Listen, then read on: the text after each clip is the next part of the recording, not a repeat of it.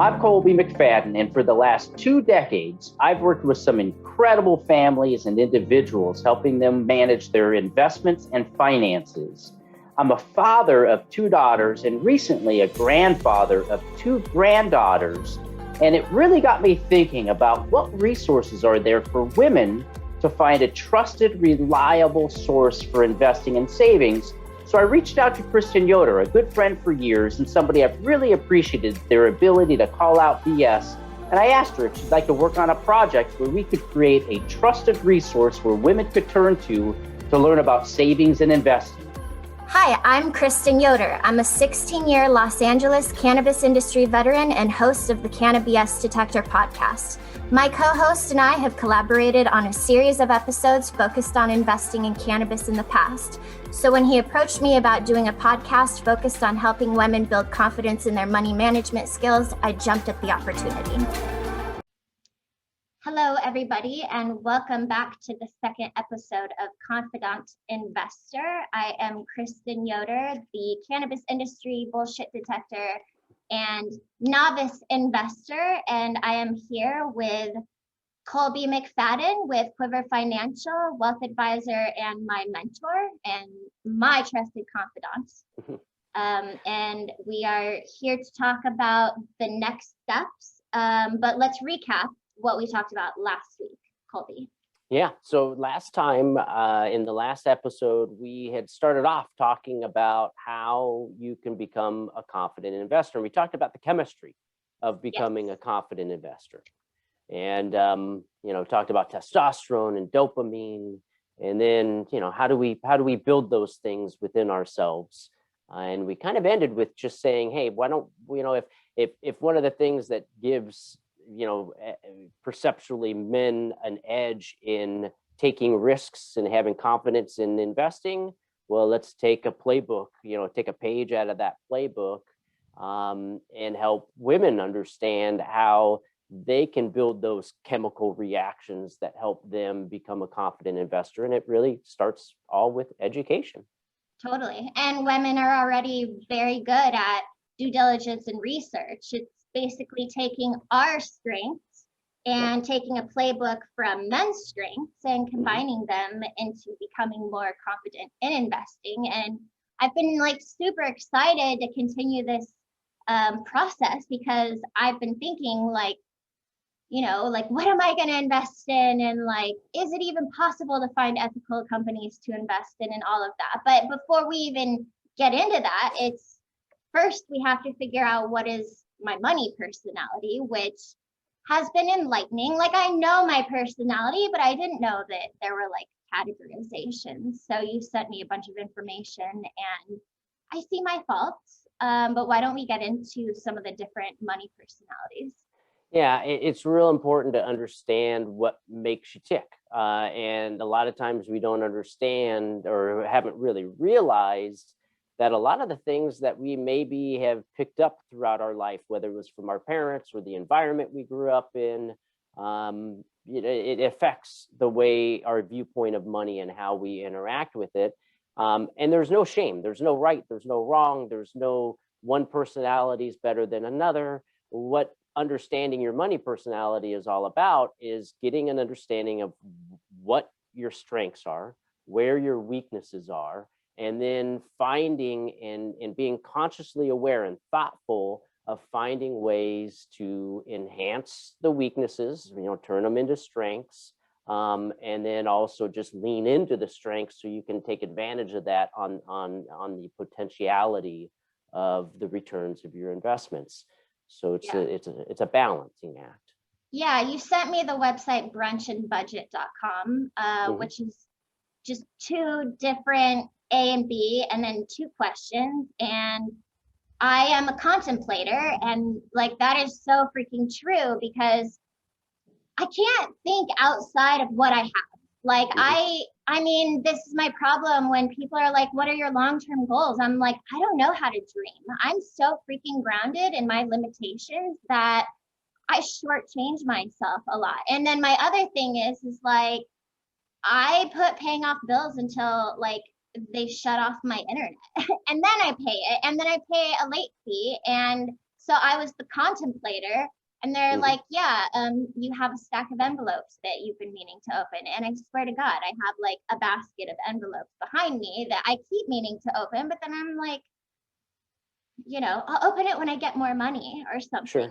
And so, yeah, there was a podcast, Hidden Brain, and I forget which episode it was, but they talked about when people are starving, your mind goes into tunnel vision, and all you can think about is your next meal. You can't make solid long-term decisions. Same with gambling. When you're out of money, you are not rationally doing well. You should not gamble when you are poor. And I feel like I've been struggling so much as an entrepreneur that I don't have a long-term mindset, and that's got to come into play when it comes to investing, right? Yeah, absolutely. And so this is where, the first step is doing the work like you just did. Like, okay, what is the personality? I'm a contemplator. And okay, so then you look at that and you say, okay, you have to dig a little bit deeper in these things and go, well, why is that happening? And a lot of times these are forms of control. What we all our personalities and all our egos are really trying to do is keep us safe. And a lot of times that's always, you dwindle that down to some form of control. And so for somebody like you, what you would do is you'd say, okay, hey, if I understand that that's how I operate, then one, I want to make sure that I don't put myself in a position of making decisions under stress, because the human body doesn't understand the different kinds of stress. The reaction is the same. And so, when your adrenal gland fires off due to stress, what it's going to do is your body, when your adrenal gland fires off, your body is not concerned about a couple things. It's not concerned about digesting food. It's not concerned about procreating or reproducing. It's just concerned about surviving. And so what ends up happening is the chemicals that you need, right? And the testosterone, the dopamine, those things actually get attacked and it's a headwind for those when there's a lot of the adrenal gland firing off. So when you understand these things, hey, I don't want to make decisions under stress, and some of my actions are really to control the environment. Well, guess what? That's great. There's a technique and a strategy for an investor like you. And so what you have to do is just figure out, okay, in my time frame and in the types of investments, in the way that I invest, what is the style that fits best for that personality? And there is one that fits best for all personalities. And then also with that, you start to say, okay, what are the other personalities that I admire that I may be not as strong in? And how do I incorporate more of that into my life? So you end up, taking both the strengths and weaknesses and toggling them and playing with them in your life. So like the first step is get real with yourself and figure out who you are. I mean, it's like I count calories every day, and I'm looking at it and I'm like, I'm just gonna wait till like 12:01 to eat those almonds so that I don't fuck up my calorie count for the day or something. And I end up like working within my limitations instead of like, I don't even want to know. Like, I know sometimes I don't want to include like the chocolate that I nibbled on at like 1 a.m. I'd rather just go to bed. But then it's like, who am I lying to? Like, Sure. Dude, if you're going to eat it, then fucking count it. And I guess it's the same with money. It's like, if you're going to spend it, then admit it. Like, if you're not good with money, then admit it. And it's crazy because I have always been cognizant of a good credit score, and I always paid all my bills. But then I became an entrepreneur and I sucked at it like really bad because I don't like talking about money, which is another woman thing that we care more about. Well, let me work with you, where it's like, I don't think men have that problem. They're like, these are my prices. If you can't afford it, like, okay. And I keep trying to think like, what do I want to be like emulate what I want to be like and not how I'm feeling. And there's a little fake it to make it to start building the confidence, because you become what you do. It's like I'm always uncomfortable the first time I try something. And then I'm like, oh shit, that wasn't hard. Like, oh, and then it just gets easier.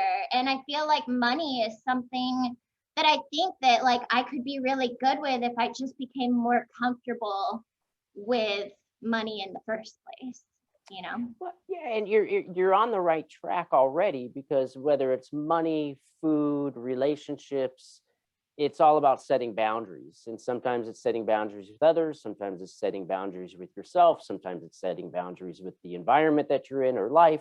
Whatever it is, it's always about setting boundaries. And the reality is in these kinds of circumstances for you, you just look at it and you say, okay, well, you know, if these are the ways that I operate, well, then let's utilize those to my strengths.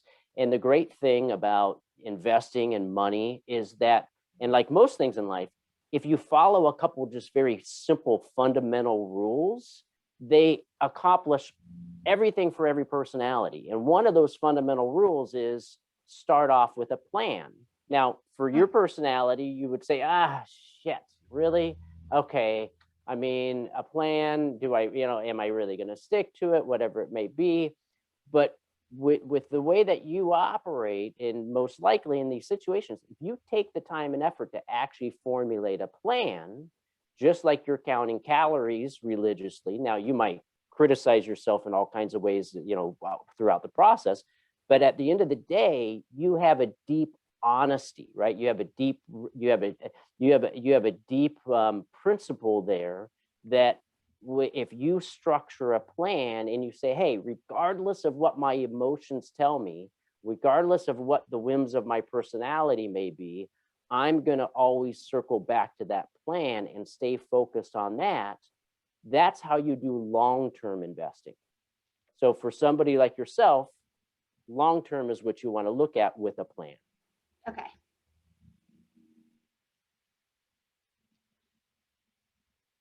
Okay, so long-term investing. I'm like, but I want to make money now, dude. Like, Yeah. I owe back rent. God damn it. Like, okay, look, I get paralysis analysis or analysis paralysis. Like, this is my thing is like, actually, I'm strategic planner, like really good for literally anyone but myself. Like, I'm working with my therapist right now, and he came up with an idea where like I have like different post-it notes that I cut into little slips of paper that are like healthy activities, therapeutic activities, chores and shit, and then like fold them up and like draw them from a jar because I cannot figure out what planner style to use because I downloaded like 50 different planner styles and like it's fucking insane. And so I really want to learn the app YNAB, You Need a Budget, because they teach you how to make buckets for your money and stuff. But then I downloaded Mint and I'm like, well, I'll just watch my stuff. And then I'm like, but I have QuickBooks self-employed. Like, and then I'm like, well, shit, I don't even know which one to use. And so I don't use any of them. And now I just look at my bank account balance and get sick to my stomach. And I also don't make moves until there's a deposit, you know? And I found this last year. I mean, I couldn't function when I was low on money because I'm like, how do I make the next money? Like, how do I make the next money? And I could never get out of that pit because I couldn't focus to make enough or to make strategic decisions to get out of that place. So it's like, I'm a natural planner if I could just figure out a process, but like, my God, dude, there's so many different ways. Like, you know, Sure. I love guidance from other people. Yeah. They're like, Yeah. Kristen, do this. And I'm like, oh, thank you so much. Yeah. So what you're going to find is having a confidant or having somebody that has gone through these things or has some of these experiences is going to be more valuable to you than to maybe a different kind of money personality. And so then it's going to become more important throughout your life to make sure that there is a relationship or you have a relationship with the technology, whatever that may be, that helps you meet your needs and helps you stay organized and helps you stay on track. And at this stage, you probably just really would do better with somebody saying to you, Kristen, stop thinking, stop doing, just do this, right? Yes. Well, so, and what's really important is, when we look at the money personalities, and there's all kinds of them. I mean, you could have Mr. Big, to take something from Sex and the City, where, you have somebody who's all about status, and they're very vigilant about having the best of this and that. You could have Sally Saver, which is somebody who just really focuses on saving money, and they get a big thrill out of that. You could have Granola Jane, which is somebody who really is a do-gooder. And you could have somebody who's a contemplator like yourself. At the end of the day, when you start to step back and say, okay, regardless of my personality, how do I get involved in investing? The next step that happens, which you did naturally, was think about your time frame. Because in investing, there's different time frames: short-term, intermediate, long-term. And how you invest in those different time frames matters, because the only way you can manage your risk, like, none of us can predict what's going to happen tomorrow in the price of Bitcoin or the stock market. There are tools we use to help narrow down probabilities, but at the end of the day, a good money person manages risk. And so in order to do that, you have to understand your time frame, because then that kind of leads you to the type of investor that you are. So in your particular situation, it's interesting because you're probably, you have a short-term need of, hey, I want to make some money towards some shorter term goals. But then you also have the inevitable, which is, hey, you got to save for the long-term future, and put away for retirement, unless you think you're going to live on Social Security. So the part of that planning is, one, making sure we can get your income high enough so you have enough to be able to save a little bit for the long term and the short term. And a lot of people go, yeah, but I'm so tight. It doesn't. Trust me. If you took 10% of what you're earning and the first thing you did was save it, put it somewhere like it didn't exist, you would find a way to live your life with 10% less. And that's the first trick, is the 10% rule, is whatever you earn, you take 10% right off the top before you do anything, and you stick it somewhere that you can't touch, or it's really hard to touch. Now, if you get into an emergency and you got to go to that bucket, by all means, But like, from what I read, a savings account is a horrible way to save money. It's like, put it in an IRA or put it in something where it actually like makes money. But the other thing is I'm so fucking ethical that, like, who do I invest in? Because like, all these publicly traded companies do shady things, or like, they don't sit well with me morally. And how the fuck do people make money with morals? Like, I don't understand. You know? Well, there's a lot in that statement to unravel. I mean, the first part of it is when you mentioned, I don't want to put it in cash because, it won't earn anything, and the things, and the things that you've read. It's important to always, again, keep time frame in mind, because sometimes having money in cash, if it's for short term, 3 months, 6 months, less than a year, let's call it, then that's very appropriate. I wouldn't really worry about what my cash is earning if it's not intended to be there for years and years and years. Now, your long-term investments, your long-term retirement type of savings sitting in cash doesn't make much sense to me, unless you're an older person close to retirement that is trying to, protect their wealth because they need to now live on it. So everything's about where you are in age and the time frame of that. And then also within that, what you're, that's where the time frame matters, because what's usually what I find is that as people go through their personality and they go start to structure their plan, or what we call their investment policy statement, and they start to think about their time frame and the type of investor that they are, what we usually find out is most of the time people are both short, intermediate, and long term. And so a structure where, yes, there's a portion of the money that you're saving that goes into a long-term bucket that's invested on longer-term assets, equities, whatever it may be for that particular person. And then you can have another bucket that you may not day trade, or you could do what we call swing trades, which is a process where you're not day trading, but you're using different techniques to increase your probabilities so you can buy things when they're low and sell them high. The old adage. It's not nearly as easy as it sounds, because if it was that simple, everybody would do it. Yeah. Right? Yeah, I don't want to fall for the Reddit GME thing and be like, you know, because like who doesn't want to donate to gorillas? You know what I'm saying? Like it seems like so fun to be a part of that group, but at the same time, like I don't know shit about any of this stuff.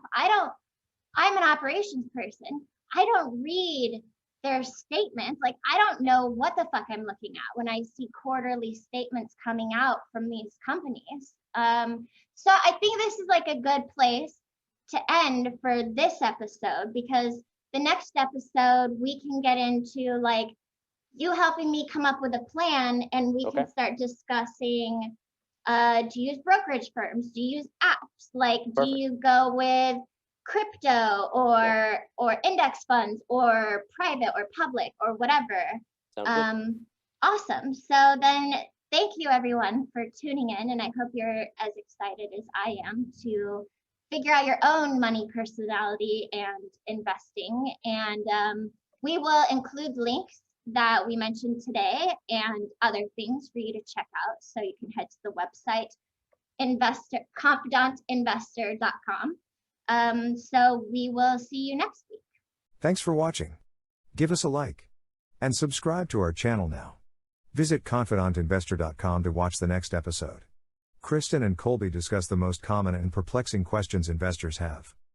With so many different investments out there, which is best for my needs and goals? What is the difference between speculating and investing? What should I be doing if I have short-term needs and long-term goals? With so much information out there, who should I listen to? How should I protect myself from making a costly mistake? These questions and more are discussed in the third episode of The Confidant Investor. Watch now on confidantinvestor.com and YouTube.